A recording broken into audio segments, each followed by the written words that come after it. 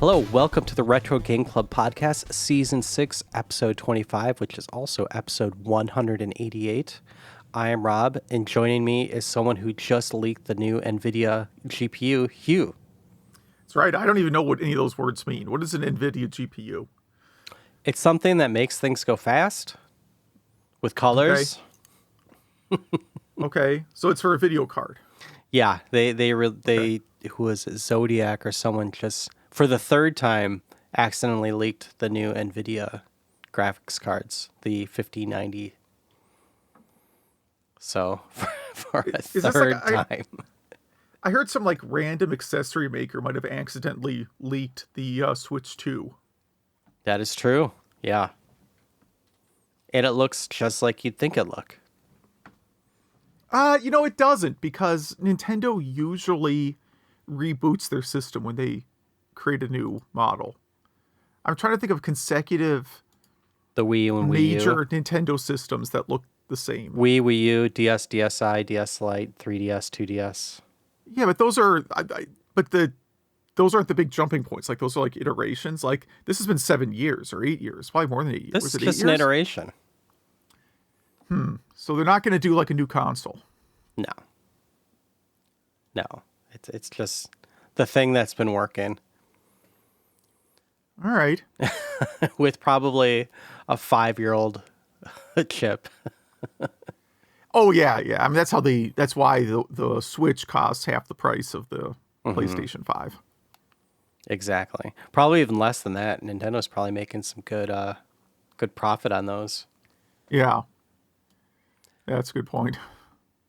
But I was hoping for something weird, like a scrolling mechanism was a rumor. I thought that might be fun. Maybe a built-in GPU in the dock, so when you dock it, you get a little more power. I don't know. More power, okay. But instead, we got a second USB-C port. And, okay. Well, the Joy-Cons connect easier. I guess it's more magnetic instead of more clicky like it is now. Those things actually hurt to take off sometimes. They're hard to, when you put the little black wrist strap thing on, if you're playing a game where you're actually going to be swinging the remote around, those are hard to take off. Once they're linked into that, man, they are in that thing for life. Yes. So I'm excited about that. And hopefully, they push more weird Joy-Cons. Kind of like we had the weird accessories for the Wii. I hope. Yeah. I hope it goes in that direction more. Hopefully, pioneered by Nintendo. Have them create the weird Joy-Cons first. Yeah. Yeah, the Wii was the best system ever for chunky accessories that you put your controller in. It's just boxes of plastic in a storage unit now. Yeah. I mean, the planet warmed almost a whole degree just from Wii accessories. from Wii tennis rackets. Yeah, or baseball bats or whatever. Yeah. But what's been going on? You've been playing some Nintendo games, huh? I have been playing. Let's see. I started playing Zelda Echoes of Wisdom. I'm basically trying to see if I can do unlock the whole map before really digging into the main story. Yeah. Which it can. It seems like there's only one region of the map that's totally blocked off at the beginning. So I haven't figured out a way to stack enough beds to reach it yet. So I have to get a little more creative. But you can unlock it by, I'd say, 80% of the map right at the beginning. Yeah. I think that's a good way to go. You could find some good power-ups that way. Kind of help the rest of the game go along more smoothly. Are you liking it so far? Oh, yeah. Yeah, I like the game. Yeah, I just find it kind of hilarious. I don't do any fighting. I just summon, a horde of crows to fight all my enemies. Yes. Yeah. Yeah, I really liked it. I enjoyed it. I like the map. Did you notice that all of Hyrule from, I think it's A Link to the Past, can fit in the middle of the map, and it's pretty concise, and then it goes further out from there. They put in some cool details like that. Yeah, I mean, it feels small compared to the last two Zelda games, of course, but it is a very big map. I mean, it has fast travel. It's big enough it needs fast travel. And dungeons. Yeah, and the Captain Toad treasure tracker style dungeons. Yeah, really well designed. Yeah. I've also been playing. I'm switching between that and Donkey Kong Land 3 on the Switch Online. Just I never played it before, and it's really good. It's just a very solid, like 2 to 3 hour platformer. It's way easier than the other Donkey Kong Land games. Okay, that's good to hear. Yeah, it's super easy. How is I don't the know why they emulation? trained. I mean I've never played the original game, but it seems fine. Okay. And then I noticed on the show notes you had a backup episode idea called "Games We Know Are Bad But Love Anyways," Yes. and I just wrote, I'm like, oh, we're not going to record that. But I wrote, it came from the desert on TurboGrafx 16 CD. That's about my only pick. That game is objectively bad, but I mean, I wrote a guide for it. I actually enjoy playing it in a warped sort of way. I think we should ask listeners that. But I was wondering, what's your opinion here on? Is you 40 proposed boxing this. considered bad? Yeah, it is. Yes. Okay. Because I do really enjoy that game. And then also, I've had a few people tell me that Fester's Quest is bad, and I just disagree. I don't think it's bad. Yeah, I think it's objectively a great game. Well, at least a good game. The intro is good. Other than when you get certain guns, it's hard to shoot when you're in the sewers. Kind of hard to get those rats. Other than that, I don't see what people have a problem with. It's a great game. Yeah, it's just the like overhead part of Blaster Master. Isn't it? Yeah, that's it. It's fine. With the same bosses. Yeah. I don't get why it's considered a bad game. I know it was an Angry Video Game Nerd episode. There are many episodes. I enjoy that show a lot. But every now and then he does pick a game where it's just like, no, that is actually a good game, sir. Yeah. Yes. Yeah, there's a YouTuber I watch who's playing a lot of Nintendo games, and sometimes he gets frustrated. I think we're going to talk about this later in the episode. Sometimes he'll get frustrated with a game, and he'll be like, how is anyone supposed to understand that or know that? It's like, well, if you went on archive.org and read the manual to this game that came with it, that the kids had, all of this is explained. Yeah, E.T. for 2600 is perhaps the best example of that. Yeah. Or Zelda having a map that comes with it that shows a lot of the clues. It shows most of the clues. So what have you been up to? Oh, I did, before I forget, I do want to shout out SM Olivia's podcast and blog that just went active again. So in our show notes, we'll have links to those, and been trading some fun emails about that podcast because it's about the Computer Chronicles. And so obviously, if you listen to this podcast, you know I'm a big fan. But I've been watching a lot of, not watching, it's in the background when I'm working, of Net Cafe. It's what the Computer Chronicles turned into once the World Wide Web was kind of a more popular thing.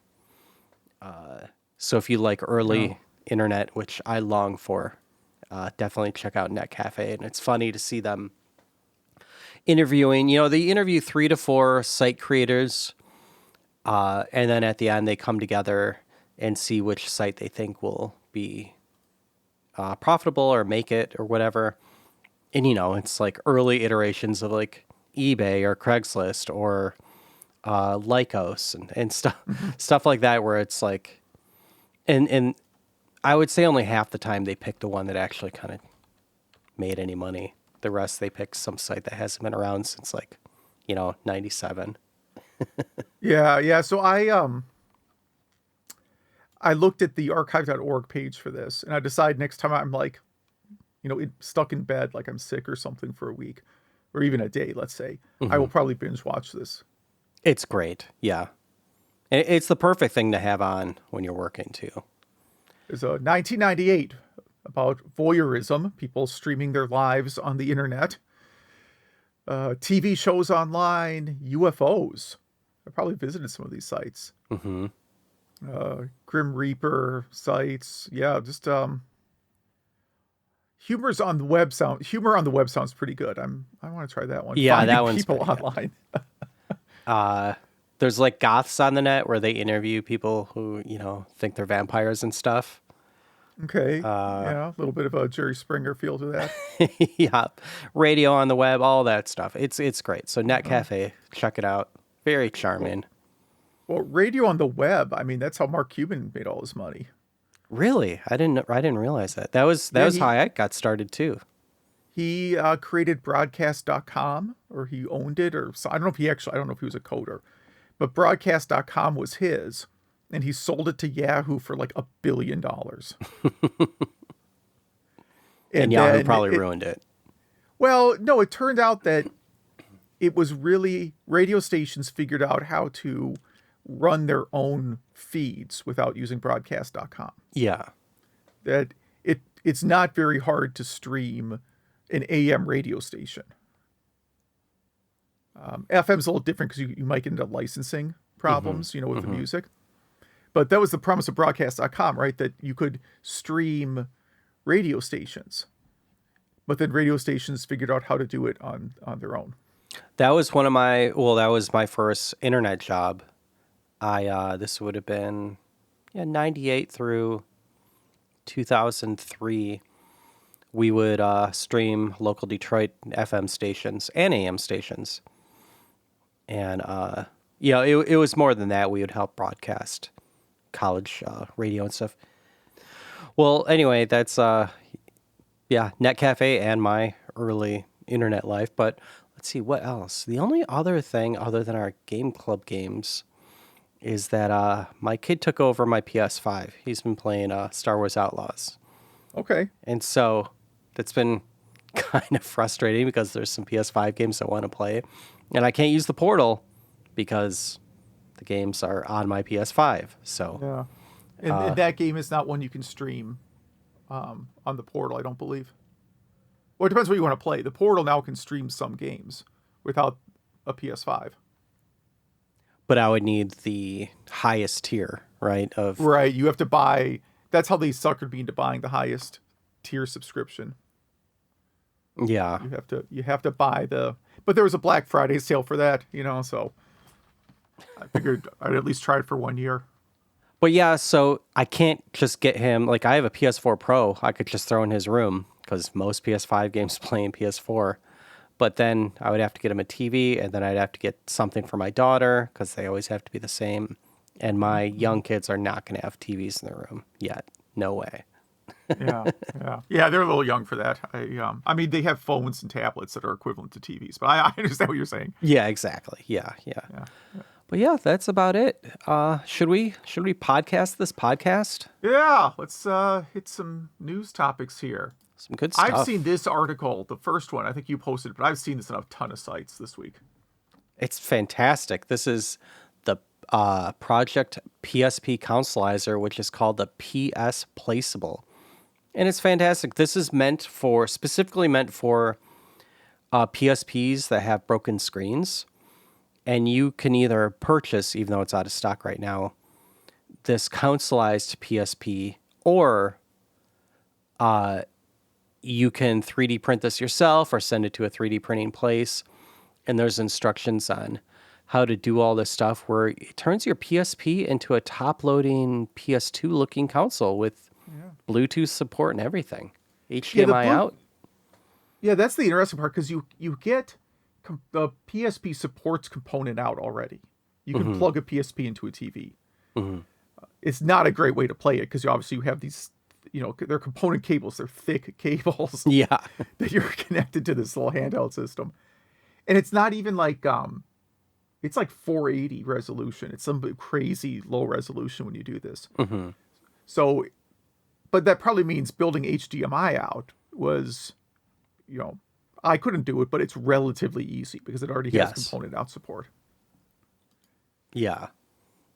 So this looks really nice, doesn't it? Yeah.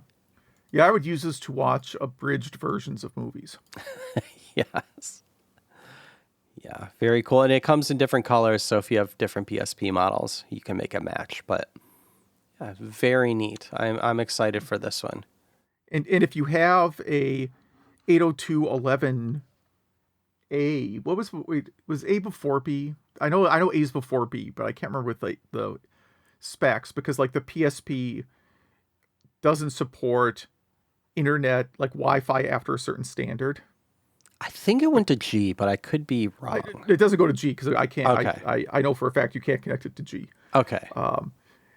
But if you get it connected to an old enough connection, then you can also read your RSS feeds on it. Nice. That's awesome. Yeah. What else do we have? This one I added from Indie Retro News. They recently posted. I want to support the site a little more. They basically posted a thing recently that they're done covering anything except for topics that interest them. Basically, the editor's like, I'm done with this. I'm posting too much. This is a big waste of time. I'm only gonna post things that are really cool. And something about like I don't want developers who are just trying to cash out on some trend or whatever. So so he's got something here called Secret of the Four Winds, a new Mega Drive Sega Genesis game. And I gotta tell you, this game looks amazing. And there's a 4-hour YouTube demo video of this game. And this just looks great. I mean, this really, like, if this was on Sega Genesis in, 1994, this would have been like Game of the Year. I want a physical of this. It looks, like you said, this is, how did they do this? Yeah. It's, so how do you describe this game? €65 to pre-order. Mm-hmm. I'm sorry, what did you ask? So how would you describe this game? Well, thematically it's a cyberpunk setting game, but it's like a kind of overhead shooter. It reminds me a lot of Shadowrun for Super Nintendo, but I don't think it doesn't seem to have the RPG elements from what I can tell. So I think it's just more of a straight up shooter. I don't know. There's a status screen that looks remarkably like the Shadowrun for Super Nintendo status screen too. And then like the cutscenes are, the Japanese style graphics, definitely Snatcher inspired. Mm-hmm. Yeah. And the music sounds like, is that really what's coming out of the Genesis? It has, so they have a CD soundtrack. They might have been playing that. There's one using the FM hardware on the Genesis. You also actually, because I was thinking of doing another project at some point, someone wrote a digital audio driver for the Sega Genesis, which, it's kind of low sample rate, but I watched the video of it. It sounds incredible. I'm just trying to figure out how much space I would have left over for an actual game if I used that driver in the samples. Oh yeah, that makes sense. You only get like 4 meg to work with, so that's not a lot of, Now, mind you, most Sega Genesis games are like 768K. Mm-hmm. So, if you can fit your game in 768K and then, have like 2 meg of audio samples, that's going to be a pretty cool game. Yeah, I want this so bad. This is, again, what's this called? It is called Secret of the Four Winds. WINDS. Yes, Japanese-style action role-playing game. Cool. I am leaving this link open. I am going to purchase this one. And the stupidest news of the episode. At long last, Doom could be played in Stardew Valley. All right. I'm waiting to get to the part of the video where they're playing Doom. Oh, there it is. That's Doom. Okay. Yeah, you walk into whatever restaurant or whatever that is, and you ask the bartender to play Doom, and a little video or a little arcade cab thing pops up, and you walk up to it, and then you start playing Doom. Nice. Looks good. Yeah, very inventive. Oh yeah, this one I only put in here because we talk about it so much, and I wanted to make sure I wanted to hear your thoughts about this, but not video game related, but Visual Basic 6 recreated in cross-platform IDE and modern .NET, just for fun. Yeah, I mean it's a Windows XP style. It's a Windows XP theme of Visual Basic 6. It looks more like I mean, the IDE, the layout, and the icons look a lot like Visual Basic 6. It's also the first screenshot looks more like Windows XP, but yeah, I mean that was such a great IDE to work with, man. I would still use it today if they'd somehow just upgraded it. It was so easy to just click on the elements and, put the code behind them and link everything together, and it just worked. It just, yeah, exactly. It's the last IDE that I would describe as just working.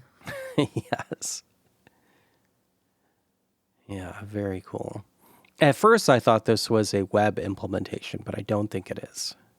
No, because they have a link to the GitHub project, and you have to download a bunch of .NET dependencies to run it. But could probably be made into WASM. Not too difficult.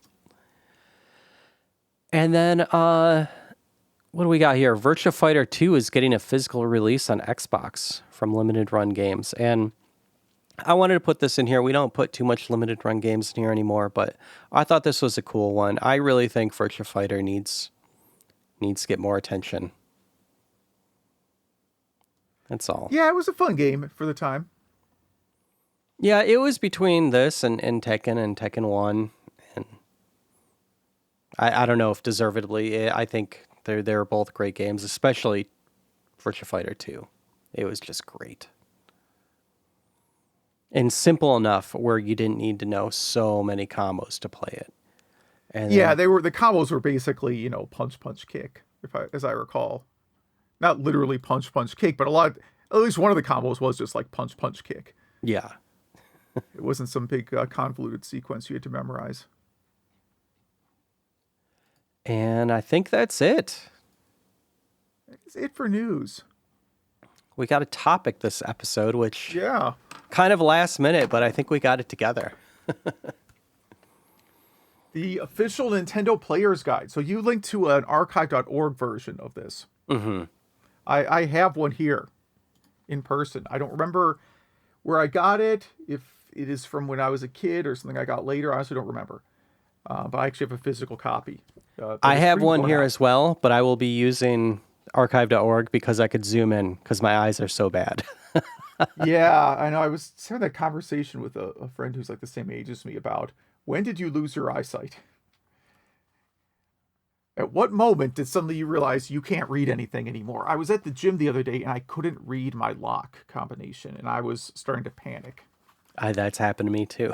Trying to take the lock off and I'm like, I cannot read the numbers on this and now my car keys are in there. What am I going to do? That's why in the past, old men like us would have little magnifying glasses in their wallets. Now we could just use our phones and zoom in. Yeah, the phone was also in the locker. So. Oh, yeah. My phone is attached to me at all times. I would not let that happen. I almost asked a younger guy in the locker room to read it for me. But eventually I figured it out. That's when you officially become old, when you have to ask a young kid to read something for you. Yeah. But so this official Nintendo's player guide is exactly what it says it is. And I'd like to start out by saying it's, it has a black cover, almost like, the Black Label games.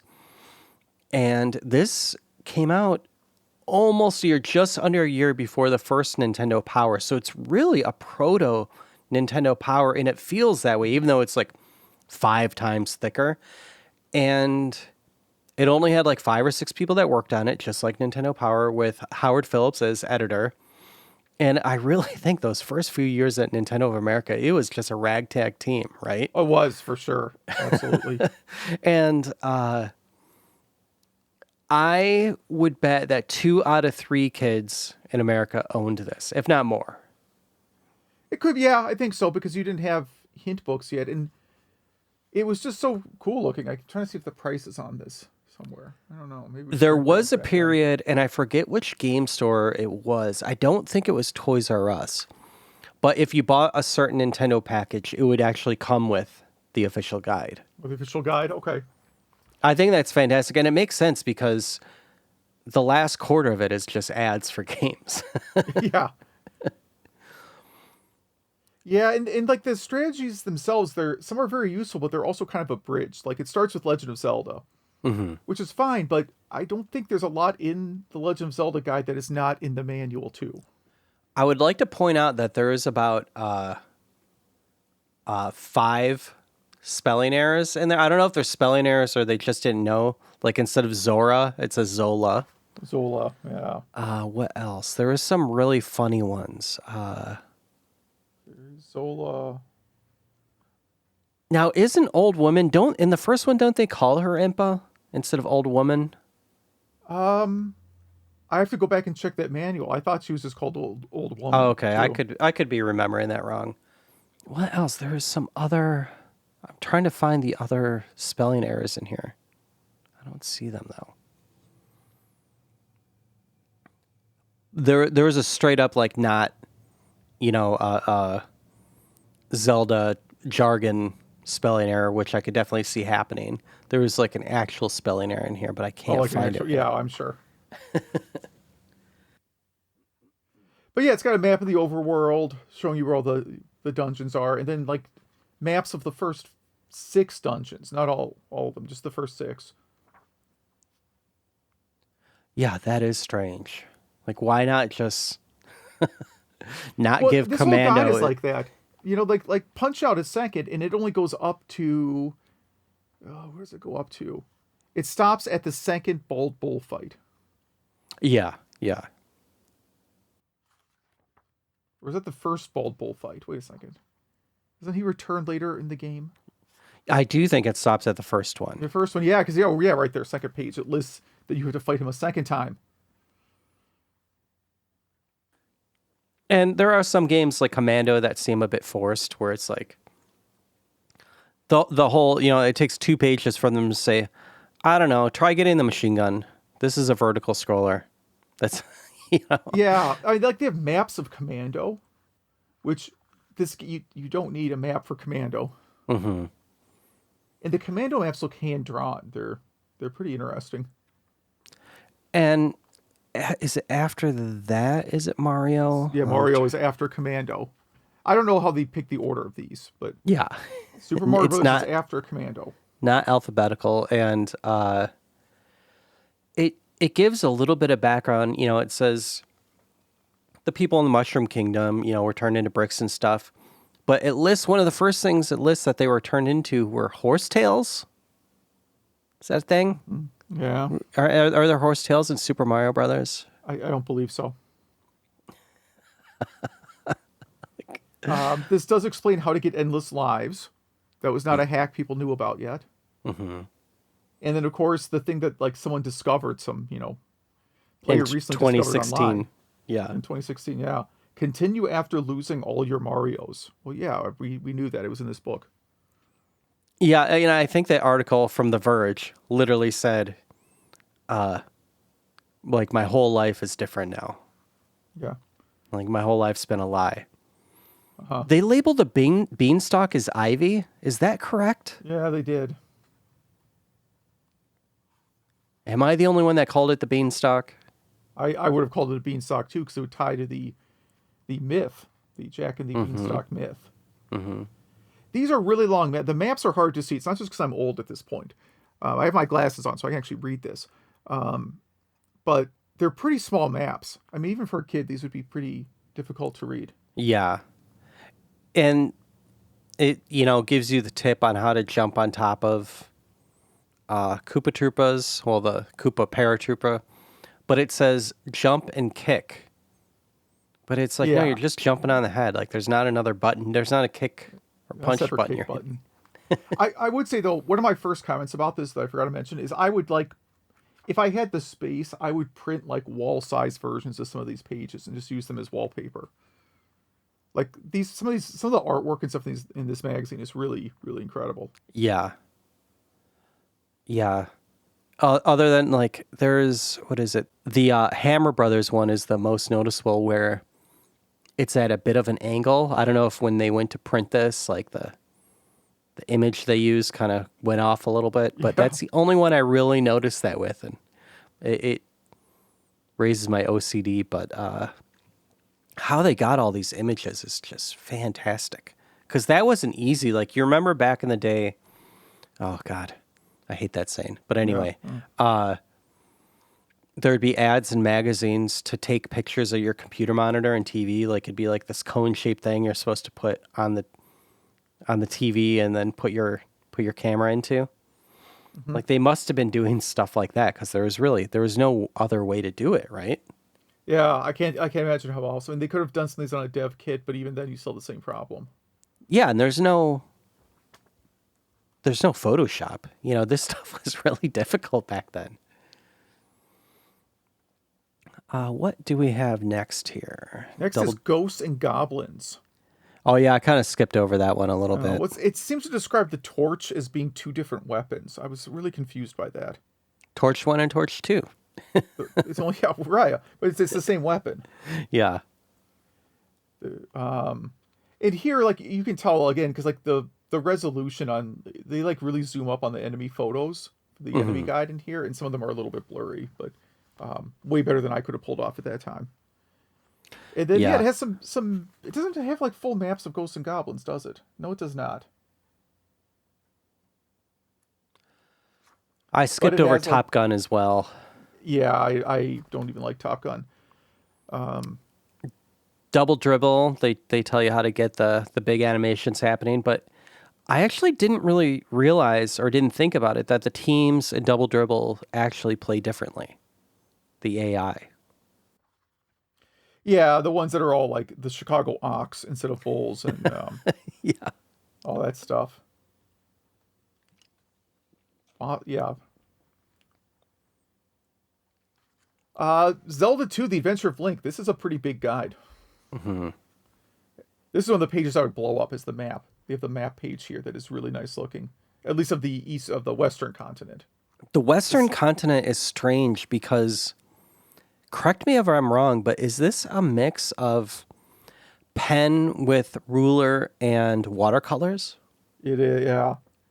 It looks like it was made on grid paper and then watercolored in. I mean, do what wow. you gotta do, man. It's not like you could just take hundreds of screenshots and stick them together. No, it's amazing. It's amazing.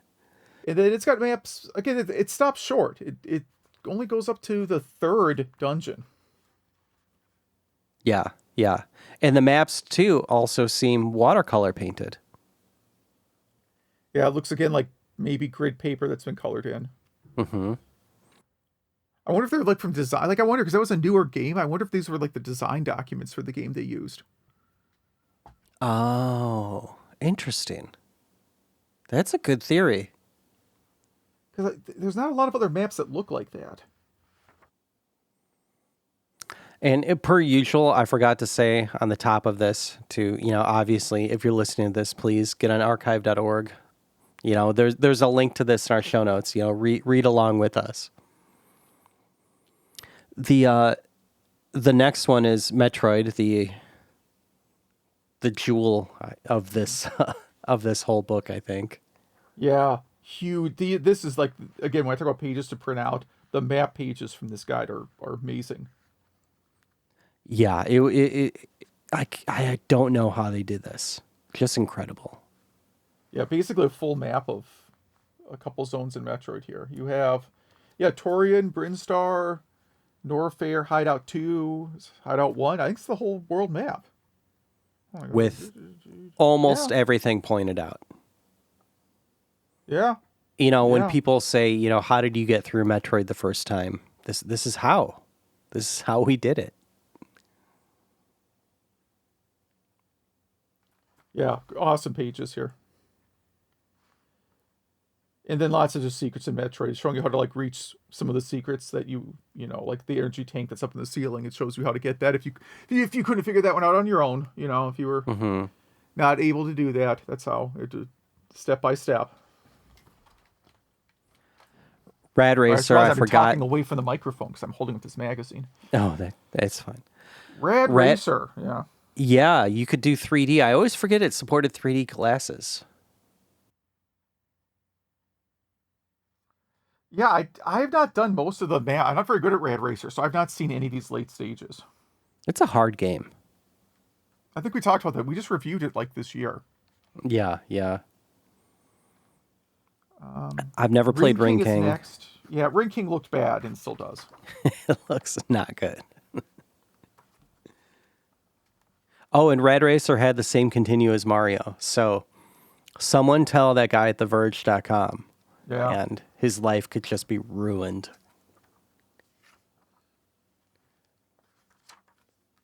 I'm gonna skip Ring King. Gradius. I'm gonna skip Yes. I love Gradius. Gradius. Okay, I'm sorry. I love it. So wait, so I always thought Gradius was better than Life Force, but R-Type was better than Gradius. I always thought that was just common. You don't agree? No, I don't have anything against Gradius. This isn't a very good section. It's just No, it's not a good section. They don't even have the Konami code in here. yeah. It has full option command.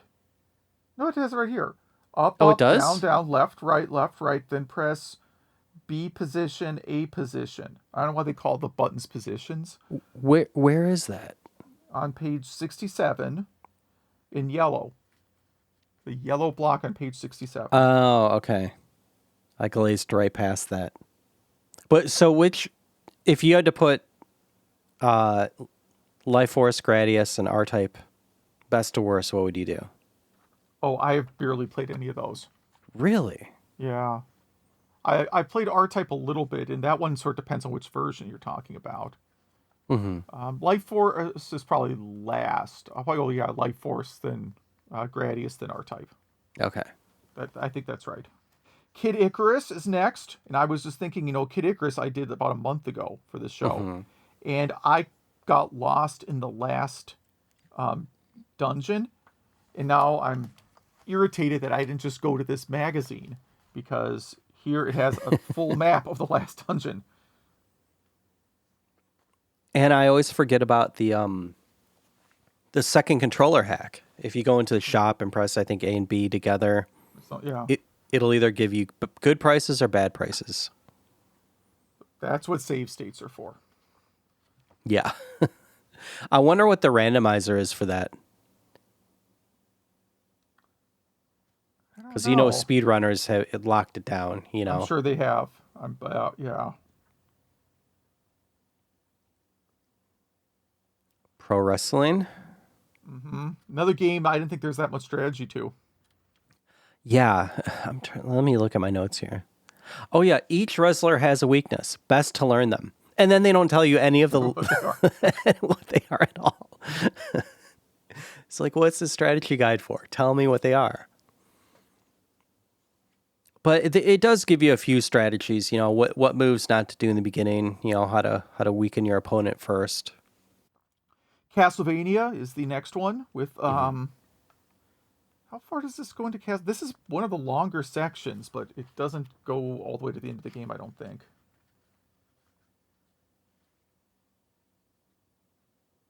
And Excite Bike.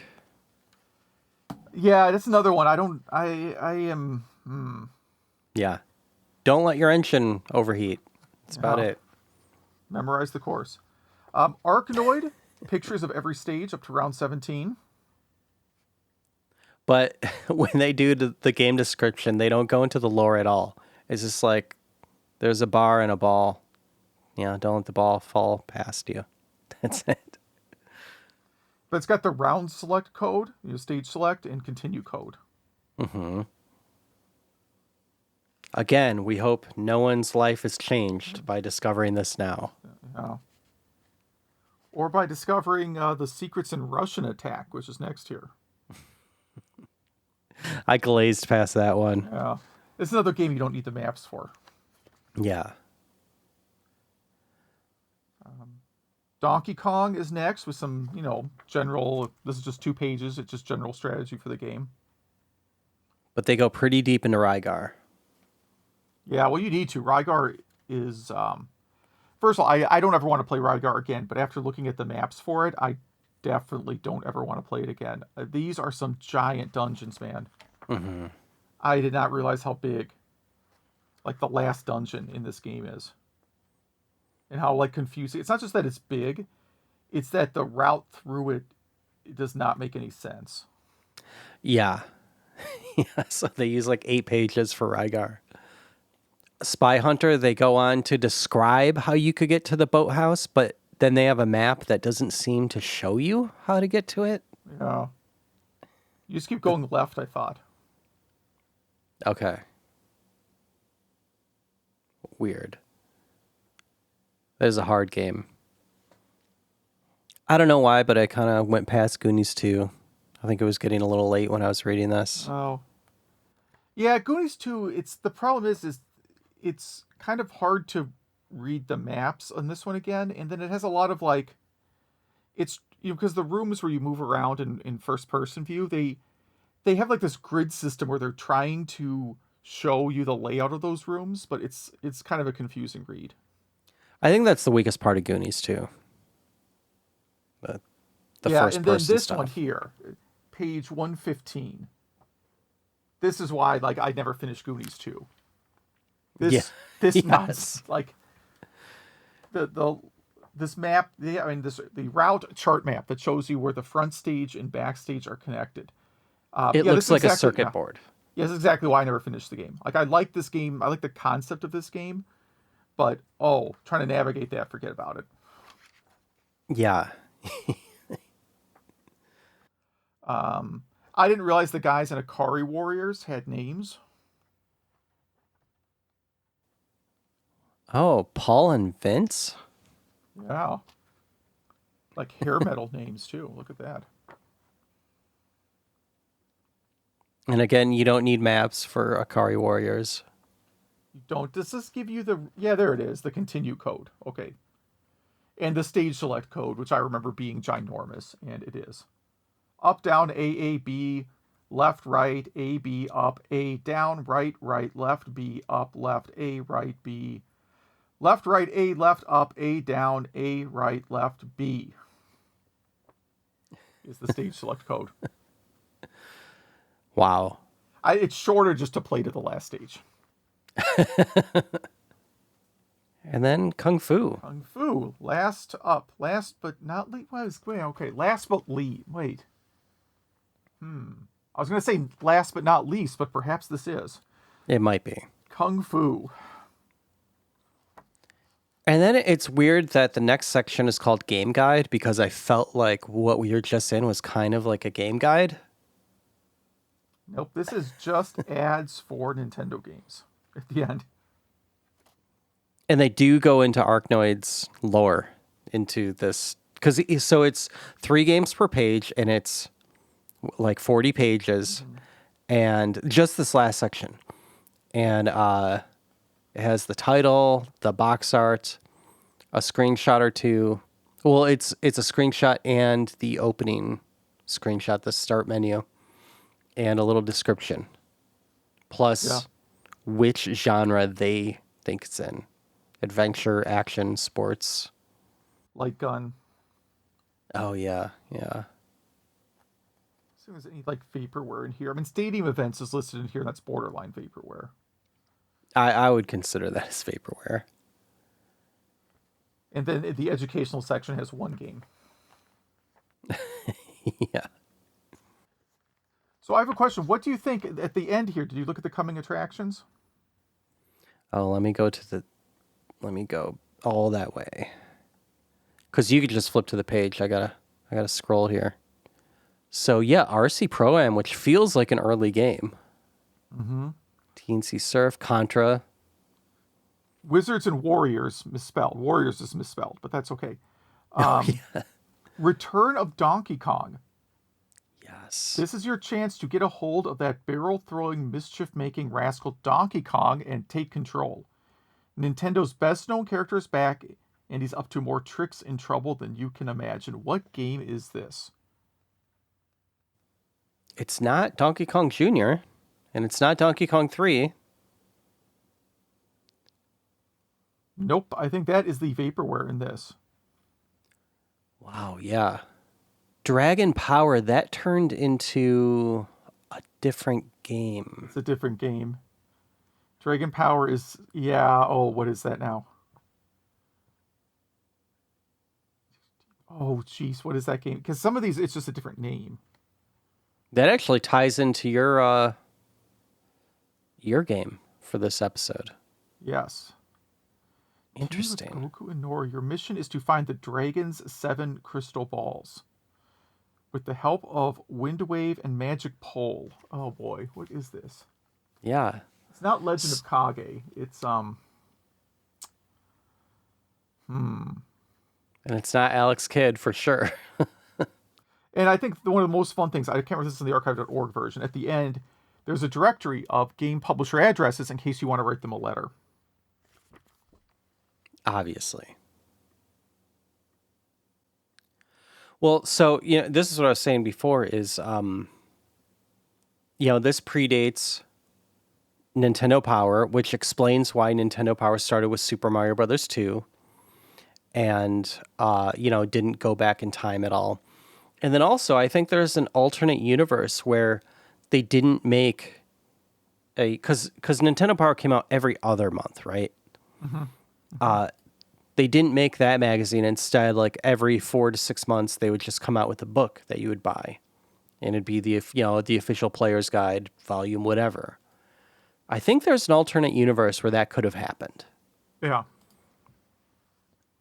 it's possible. And then I did look up. I didn't know this at the time, or I probably did, and I just killed that brain cell. But Sega had something similar to this called the Sega Genesis and Game Gear Strategy Guide. And I think they did like 93, 94, and maybe a few others after that. And I can't find any PDFs of those. Do you own any of those?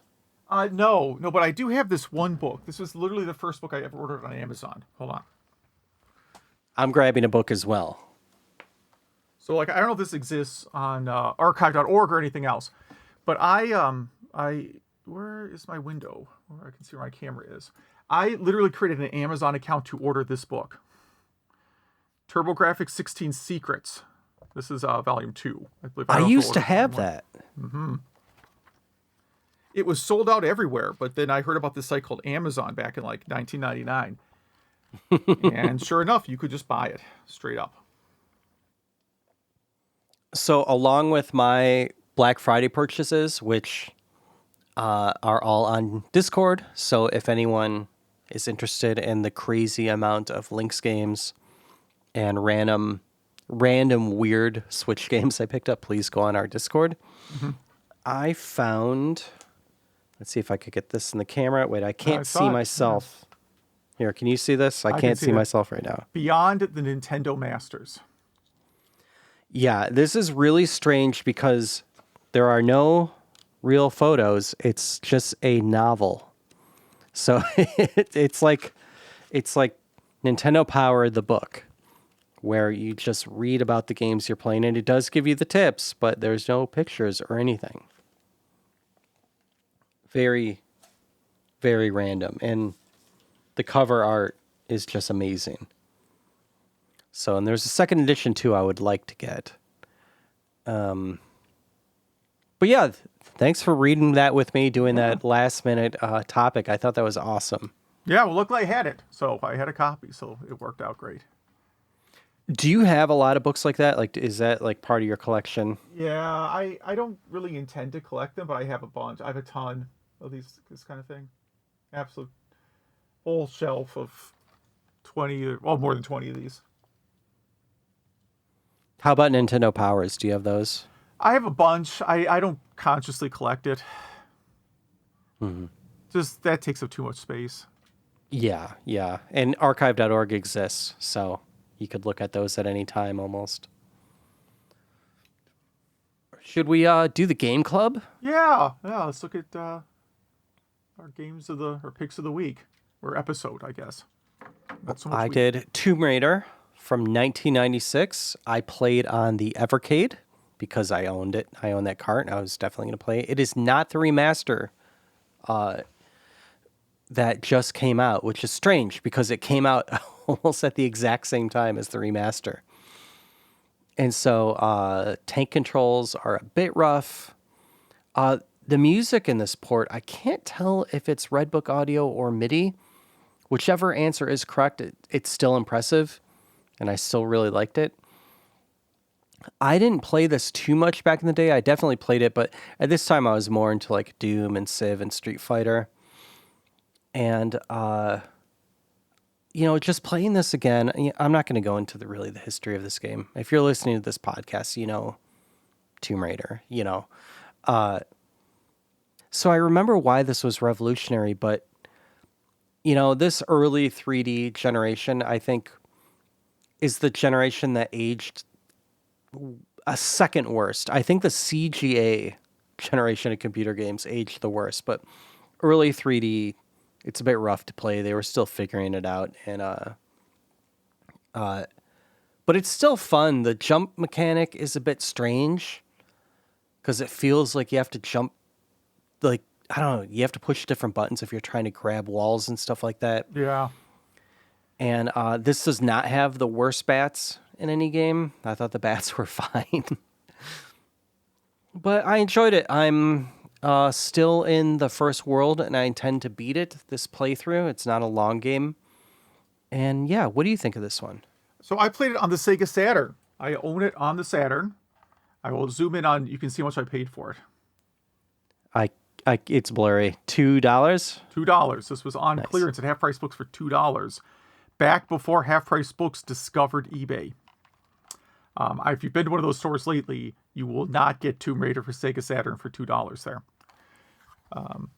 So I actually looked at my Saturn to play this. I kind of for a while disregarded this game. I thought it was really just a game about looking at like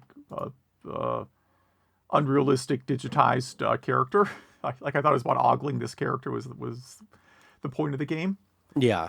And I still kind of, like the first stage is an ice cavern and she's like running around in booty shorts, right? Like, okay, guys, I get it. You're very, very thirsty, I guess. Anyhow, it's actually, I thought it was a pretty good game. I also watched part of the Saturn speedrun. There's a speedrun on US hardware. As I noted, the speedrun is on Twitch, which is way better than YouTube now. So anyhow, I played on Saturn. The cutscenes look great for the time. Like the intro, all that stuff, this looks amazing. Really well done. Really, yeah. I was really impressed. And the camera kind of made me a bit dizzy. For the time, it's very good. Very, very good for the time, though. I can't think of anything that really did this kind of environment better. Jumping was really hard to figure out. So if there's a ledge and you press jump, like you just noted, you don't jump on the ledge. You instead have to hit the use button, which is B on Saturn. And I don't know about the one you played, but on Saturn, you don't have to aim when you're shooting. Yeah, I think that's all of them. Okay. So like when the bats or dogs or whatever attacking, you just run around and fire randomly and they just drop out of the sky. So it's great. As long as your camera view has them in the view, then you're good. Hit them. Yeah, I'm like, that's really good. I wish other games worked like that. Modern games, yeah. Yeah. If Doom worked like that, that would be so much easier. Just fire randomly. And again, I think thematically, it's very easy to see how Uncharted was inspired by this, because Uncharted kind of plays like this. They're pretty similar games. So, it was a better game than I expected it to be. I'm not going to finish it. The camera's too much for me. I can't play for more than a couple minutes without feeling like I'm going to hurl. So. Did you know that the Saturn port was an early exclusive, like a timed exclusive? So it came out before the rest, and because of that, it has a lot more bugs than like the PlayStation port. Okay. I didn't see any bugs. Like there's one part early on where you have to like pull a switch to open a door. And it took me like a good solid 5 minutes to get Laura standing at the correct spot where the B button would actually activate the switch.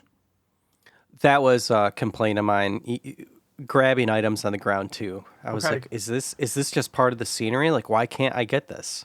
Yeah, so like I didn't think I could grab it. I ended up running around the room a couple more times, and then I went back, tried the switch a few more times. Eventually it worked. But no, that was not a good time.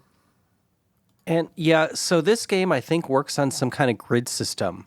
So that's why jumping seems wonky too. Like when you're running and jumping, you could either jump right away or jump a second later, depending on what part of the grid you're on. Yeah. And sometimes if you're running in the direction of a ledge, you will occasionally jump up onto it. But most of Yeah. the time, you just jump, like, was that vertically? Yeah. Up and down, straight up and down. Yeah, I kept getting buttons confused. I mean, that's a whole bunch of my problem where I instead of shooting the bats, I would just jump straight up in the air. And the jump animation is so long that I would always get hit. Yeah. Yeah, it is a very long jump animation. That is true. So, as we established last episode, time means nothing to me. Yeah. Were you still in the game shop when this launched? I don't know. You have no memory of selling this one? I don't remember it. I mean, I remember the game existing, so it must have. When did it come out on? It was a 1996. I quit working at the game store in 1996. So when did it actually come out? Sega Saturn, November 1996. I was not working at the game store. Okay. Yeah, I was just going to ask you about the launch date of that if you were there, but you were not. I was not. I was going back to college then. Well, let's move on to your game club pick. Yeah, so I picked Alex Kidd in Miracle World. I was played it on this guy, my Coleco Sega handheld. So this is one of the weirdest systems I own, and I own a lot of weird systems. So I've never seen one of those. Yeah, they sold this at Target. Again, podcast not sponsored by Target. So it says Coleco on the front. This is made by the Coleco Holdings Company, but it's a collection of Sega Master System and Game Gear games. It's no Coleco games at all, just Sega games. And it has a AV out on it too, so you can connect this to a TV. It has a DC plug, which is good because like about 1 out of every 2 times it just won't turn on when you're using batteries. And this is one of those times. I was going to show you the amazing high quality screen here, but it is not turning on now. I think I left it turned on. Wait, no, there we go. Here we go. Let's see here. This is really exciting right now. Alex Kidd in Miracle World. Start. So yeah, and it's got like, it doesn't have a volume switch. It has like a little. See, then you have Alex Kidd. Sounds pretty good. Yeah. Yeah. See, it's just the regular game. The screen doesn't look too bad. No, this is one of my favorite little gizmos that I picked up over the years. But yeah, so this has just been a game that has been on my spreadsheet of games to talk about since with the first episode we recorded, probably. The soundtrack is really like, to me, the standout of this game. The composer worked on a ton of other Sega soundtracks, including Phantasy Star 1 and 2, and they did the conversion of the East soundtrack to Sega Master System. So, very, guy behind this, very good with the sound hardware. I watched, in addition to playing it, I watched the speed run, the entirety of the speed run on real hardware, because I've never made it to the late stages. This is a game that I've always tended to rage quit, like during one of the rock, paper, scissors games. Yeah, I know there's like some algorithm to figure out, like the first battle I think is fixed, but if you lose a life, then it changes the random seed or something. I don't know exactly how it works, but there's some formula to knowing how to win those. I just lost patience for them really quickly. I think overall it's very good. Like I think the soundtrack and the motorcycle are the best parts of it. I put in the notes again, if you took out the rock, paper, scissors and swapped the buttons, the A and B button on it, then this would be a very, very good game. Like I would say, really, this is the only Sega Master System collection I own. This weird little gizmo that was sold for like a week at Target and says Coleco on it. Really? So you don't have like the Sega Classics on Switch? That doesn't have Master System games though. This is a Master System collection. True. Yeah. That's what I want. like an NES Online, but for Master System, Mm-hmm. because there's just a lot of great games on it. And they would be new to most people who own a Switch, I bet. Yeah. I don't see why they wouldn't do that since they have Genesis games. I don't see why either. I don't know. You can always debate how it compares to Super Mario Brothers. I mean, obviously, Super Mario Brothers is a bigger game and the controls are better. But Alex Kidd, I think, has a better soundtrack. Or it's at least even in the soundtrack department. And the vehicles are fun. There's also like the single-person helicopter vehicle. That's actually fun. I think that's a fun mode too. So, yeah, it's like so close to being a really solid game. I think 2 tweaks and you would have a platformer that could compete with Mario on here. I couldn't agree more. Yeah. I played this on my Pocket, and I thought for the first time ever that the buttons were mapped wrong. Yeah. Even though it's like next to impossible to do. Once I remapped those buttons, man, this thing was easy to play. It played a lot like Mario. We compare it to Mario because it was the mascot of the Master System, right? Okay. And I don't know. It, like you said, it could just use a few tweaks, and it would be just a classic game. And I know it is, but I mean, it'd be held to a higher standard. And they just didn't see what Mario did right. The tight controls. None of the question blocks harmed you. That's one thing people hated about Mario Brothers 2. And that stupid, rock, paper, scissors thing. Mm-hmm. And what else do I have? My notes here. If you time punching wrong in this, it's like death, which the controls are a little floaty, a little skatey. So it made timing the punches a little difficult. And also the backgrounds. Mario, it's really easy to tell what you could jump on and what you can't. And in this, at least the first time you play it, sometimes you could accidentally jump on something that's in the background so you don't get it, or you jump on something that immediately kills you. A fantastic intro screen, music, sprite design. I like the idea of collecting money to use in the shops every level. And debatably a better story than Super Mario Brothers. Yeah, I mean, it has more story. I don't know how you rank them, really. Yeah. And so I'm agreeing with literally everything you said, which is rare for us. Yeah. And wanted to point out that this started as a Dragon Ball game, but then they lost the license, so made it into this game. So that's how it kind of tied into what we were talking about earlier with what game were we talking about? Dragon Power? Yeah, Dragon Power. Any closing thoughts on this one? No, I think I'm good. What are you going to play next? Well, it's almost Christmas time, and I'm not doing more episodes after next one. Just everybody, fair warning. So I'm going to do a Christmas sampler, one of my favorite Christmas samplers. Hyper Catalog 4. That's a real thing. It contains one game that we've talked about, but I don't really care. I actually play this pretty much every December now. It is it's super Christmas themed. It's a lot of fun. And if you don't want to play the sampler, there's a whole bunch of games that are included on there. You can play any of them. So it's like Godzilla, Super Darius 2, East 4, Bomberman 94, Faceball, Military Madness. Any of those would count as well. Yeah, and we should say, HyperCard was the sampler for the PC Engine CD, right? PC Engine CD. There was 6 of these made.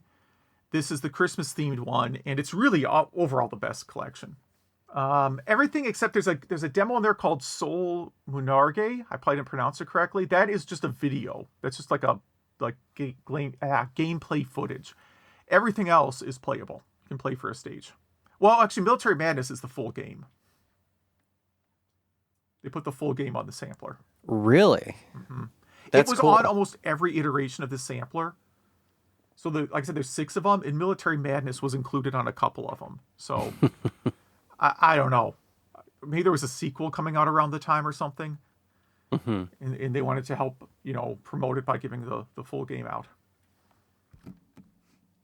Nice. I'm excited for that one. I'm going to do the first game from your old podcast that you picked, Final Fantasy VI. Okay. Wow. Deep cut there. That's a long game, so we'll see how far you get. That is one of the best 16-bit RPGs, period. So. I'm actually almost done with it now. So I wanted to make sure to get through it because, like you just said, it's hailed as one of the best games ever. So I wanted to make sure to give it due time, and I'm playing the Pixel remaster of it on the Switch. Seems like a good way to play it. Yeah, it is. Yeah, Game Boy Advance is a good way to play it too. Oh yeah, that's right. But yeah, so if any of our listeners play Hyper Catalog 4, Final Fantasy VI, Alex Kidd America World, Tomb Raider, if you read or own the official Nintendo player guide or have any memories of it, play Virtua Fighter 2 if you program some Visual Basic 6, or play Doom and Stardew Valley, or pre-order Secret of the Four Winds or Consolized your PSP, please email us. Email at retrogameclub.net. That is email at retrogameclub.net. And our link tree is in there with our Discord and all that Zach maintains. Thank you, Zach. And we do have a few emails this time. Yes. Super Retro 64. Well, we're not heard from in a while. Writes in that he's been listening to my various podcasts all the way back to 2010. It's impressive. He wanted to write about a local arcade in Spokane. Long story short, two individuals discovered several arcade cabinets that were being destroyed. They intervened and decided to purchase them all. When they sought a location for the arcade, they learned the area was zoned for residential use or as a church. So they adapted to this challenge and opened the arcade as a pop culture church called the Jedi Alliance. I love that. Yeah, very good. Thank you for listening so long and for writing. Zach was questioning in the notes why, if they were going to be destroyed, did you have to buy them? And I guess Zach has never interacted with human beings before. Yeah, the second there's any interest, it's like, well... Well, I was going to burn this, but now that you want it. This place looks awesome, by the way. It has, like, a gallery of, like, costumes and stuff, too. Like merch from movies. Like, I see a Planet of the Apes costume. I see some other sci-fi costumes. This is, again, Spokane, Washington. I don't know the area, but it is on Broadway Avenue. Looks like it's right off 90. Is that the same 90 that drive comes through here? Yeah, it is. Really? So I could get in my car and drive a straight line to Spokane, Washington. Yeah, it pretty much goes, from New York to Washington. Wow. How long is that? Okay, well, I'm going to look at how long that drive is. Is this... Yeah, I think you have to do this. Okay. You could hit up arcades along the way. Drive. Hold on. It is a lean all the way to 90. Yeah, look at that. Take 90 all the way. 26 hours and 2 minutes. Wow. And of course, you're not going to do that in one day. So that's at least a few days. Yeah, there's a couple places to stop along the way, like Minneapolis, and then... Yeah. It goes through a lot of nothing. Yeah. Good scenery. Very scenic drive, though. So thank you very much. And then SM Olivia writes in, wishing you a happy podcasting retirement as well. And thanks him for all his episodes. And SM actually ended their hiatus, blogging and podcasting, like I mentioned before, and going back and doing the Computer Chronicles Revisited. So we already talked about that a lot, but the most recent one covers Gavilan SC, I hope I pronounced that correctly, which is perhaps the rarest and most obscure vintage computer of all time. And now I need to look this up because I'm not sure I know about it. You know about this one? I do not. It looks like a weird portable from 1984, an 8080 portable that runs at 5 megahertz. It has a weird little LCD screen for $4,000 with a built-in 300 baud modem and 48K ROM. Ran MS-DOS. Wow, interesting. I will not collect one of these. No, I will not. It looks amazing. And then our question of the episode was, what are some notable console ports? Best, worst, or unique? And I put in there Arkanoid, Bubble Bobble, and Rampage. And let's see, what do we have in here? We have some Street Fighter 2, Golden Axe, Revenge of Shinobi, Phantasy Star 2, Vector Man. Yeah, if the Windows Sega Smash Pack is allowed. I think so. We'll allow it. What else? Final Fantasy VII.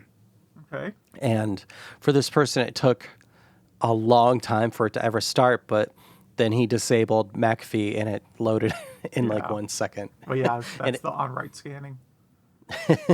And it came with a cool number pad template. Let's see what else in here. A Saturn port of Daytona, which looked much better in 640 by 480. Mega Man and Street Fighter were stuff of Legends. And is that you in here? That's me. Yes, I put a note in here. I said, I thought about this question. I was originally thinking of arcade ports that were better than the console version, like Mortal Kombat or Super Street Fighter 2. But then I remembered Destruction Derby for DOS. So when I was still working at the store, I got a free copy of Destruction Derby for DOS. I did not even have a very powerful PC for the time, and it looked great. Looked and played great. I think it was at least as good as the PlayStation version, if not better. Definitely better than the Saturn version, which was not good. That was a Game Club game once, wasn't it? We did, yeah. I think I probably picked it. Sounds like one I would have picked.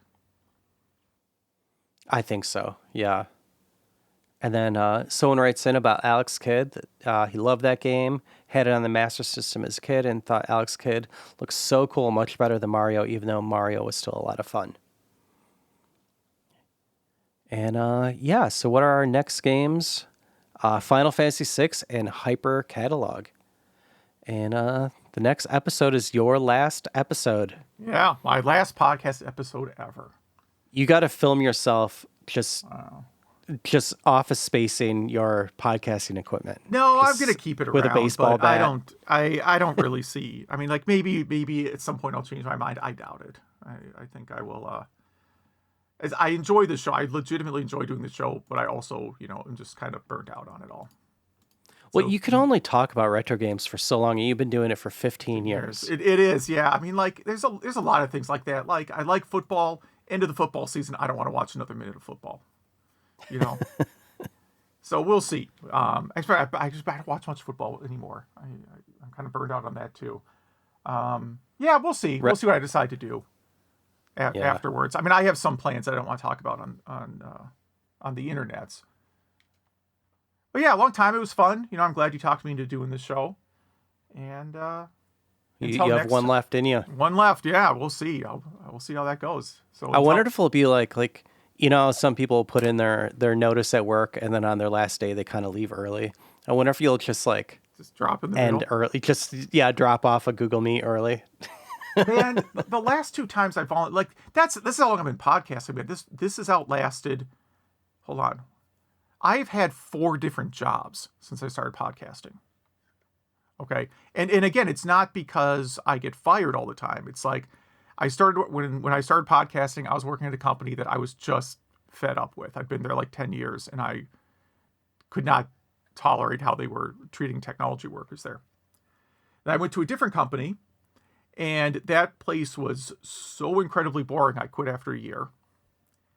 And I went to a third company, and that one was great. And then they got bought by a bigger company. So I'm actually on company number 4 in the same amount of time I've been doing podcasts. Yeah. That's a long time. It is, yeah. I mean, we'll probably get more into it on your last episode. Maybe do some retrospectives. It'll be like, I don't know.